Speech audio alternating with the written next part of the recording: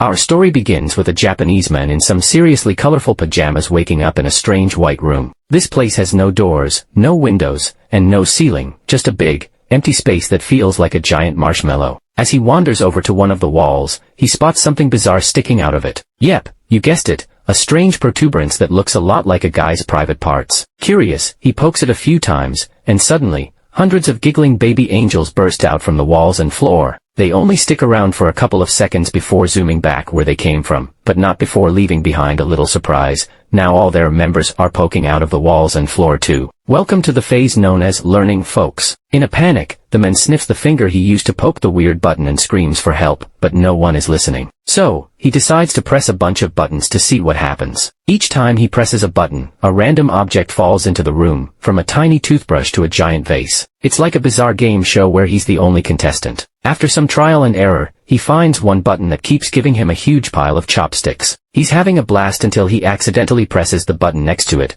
which releases a small cart that rolls into his legs. Next, he presses another button, and, surprise, a cartoonish butt pops out and lets out a loud fart right in his face. This guy's day just keeps getting weirder. However, hours pass, and he's collected a mountain of random stuff in the room. When he throws a ball at the wall, it hits a button that delivers sushi right to him. But wait, he realizes he's missing soy sauce. He calls out for it, but of course, there's no response. So, he starts pressing buttons like a madman, ending up with heaps of sushi but still no sauce. Finally, he gives up and digs into the sushi, which turns out to be delicious. Just as he finishes the last piece, he presses the button for more and, boom, a bottle of soy sauce appears. He's furious and pushes it away in frustration. Next, he presses a different button and gets a pair of old-school 3D glasses. When he puts them on, he sees a baby angel pointing at his member, and he thinks he's finally found the answer to his problems. But after pressing that button, he's met with a countdown and a giant butt descending from above to pass gas on him again. After a while, he reads 5 volumes of a manga series that he finds absolutely hilarious. But when he presses the button for the 6th volume, he ends up with the 7th instead. Talk about a letdown. He tries other buttons, getting volumes 8 and 9, but still no 6. Just when he's about to lose hope, he presses a button that opens a hidden door in the wall. Excited, he celebrates this discovery, but in his eagerness, he forgets which button opened it in the first place.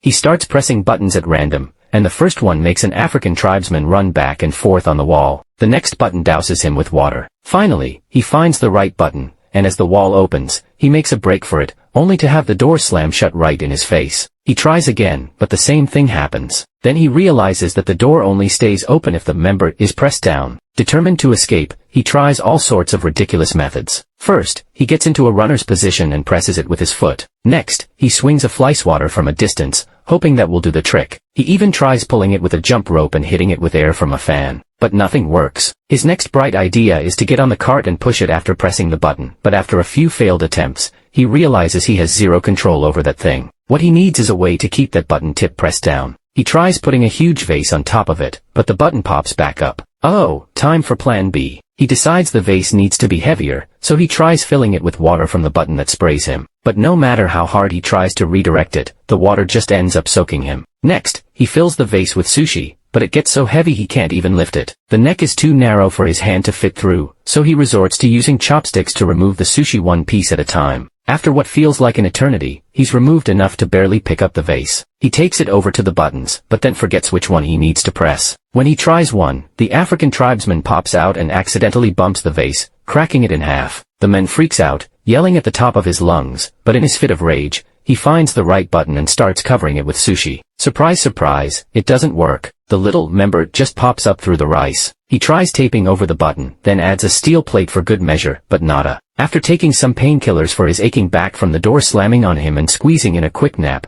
he decides to brush his teeth. He presses a button, expecting water, but instead, a rope falls from the ceiling. He opens the door and swings himself across the room, but when he tries to open the door behind the fake wall, it's locked. He makes it back just before the door closes, but it still manages to hit him on the way in. In frustration, he kicks the wall, activating a button and revealing a key floating in the middle of the room. But just like the door, the key disappears when the button pops back up. Time to get creative. First, he needs to find that button again. Using his foot as a guide, he presses one button and gets a dog barking at him. The next one does the same thing. Finally, on the third try, he hits the jackpot. While keeping his eyes and a pointing finger on the button, he walks backward, grabs a piece of sushi, and uses it to mark the right button. but when he presses it, the dog comes out again. Ugh. He finds the button faster this time and puts his plan into action. He makes the rope appear and swings towards the buttons, but he's still a bit short. As he falls, he spots a plunger he got earlier and has a light bulb moment. He can use it to push himself farther. After one failed attempt, it works like a charm. The combination of swinging on the rope and pushing with the plunger allows him to press the button, grab the key, press the door button, and make it to the exit before it closes. He quickly inserts the key and turns the lock, but when he tries to open the door, he discovers a nasty surprise, a separate lock on top that requires a 3-digit code. He rushes out, getting smacked by the door as it slams shut. In frustration, he throws the plunger at the opposite wall, activating the button that releases the African tribesman. As he watches the men walk by, he notices 3 numbers painted on his forehead, the combination he needs. Since time is running out, he decides to swing on the rope and jump 3 times, 1 for each number he needs to enter. On the 3rd swing, he gets to the door, but it's stuck.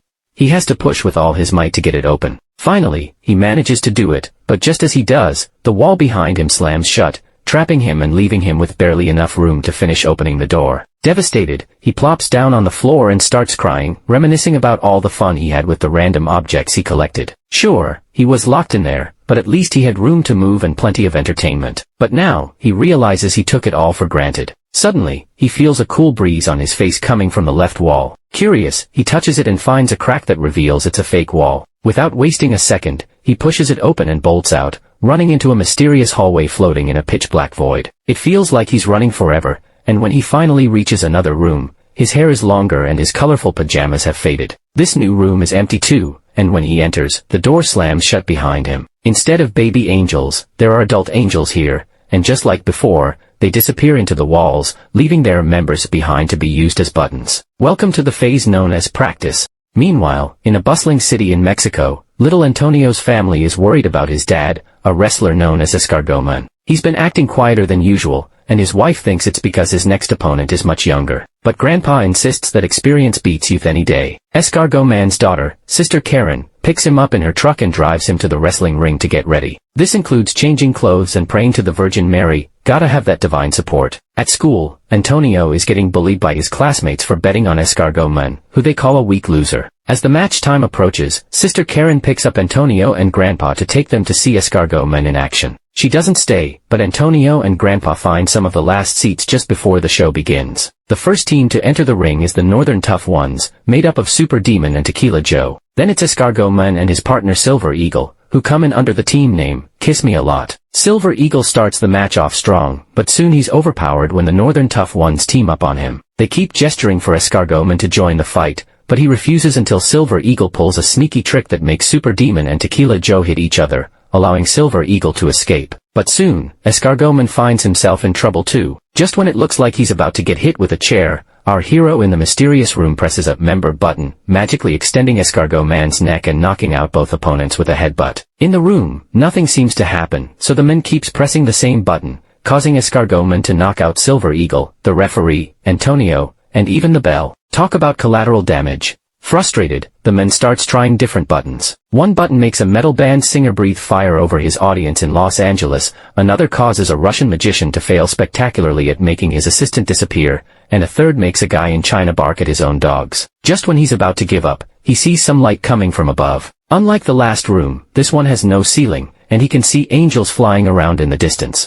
Feeling inspired, he decides to try something new. Instead of just pressing the buttons, he'll climb the walls using them. Each time he grabs a button, something amazing happens on Earth, from flowers blooming to an elephant dying. The higher he climbs, the more complex the effects become. Now it's not just nature, but also humanity, with everything from a toaster to a moon landing. By the time he reaches the top, his hair and beard have grown long, and he doesn't even need to hold onto the wall anymore. He can float like the angels. Using all the skills he's picked up from his previous training, he embraces his new role and starts choosing humanity's biggest hits instead of randomly pushing buttons. When he's done, he's surrounded by feathers instead of walls and enters a glowing portal that takes him to the final room. This one has the continents painted on the walls and a giant trunk button that he's about to press. Welcome to the phase known as Future. So, this how the movie ends. This movie's name is Symbol, which was released on year 2009 and has got 6.9 rating on IMDb. Anyway, hope you guys enjoyed the video. Hit the like if you truly enjoyed it, and hit the subscribe for more content like this.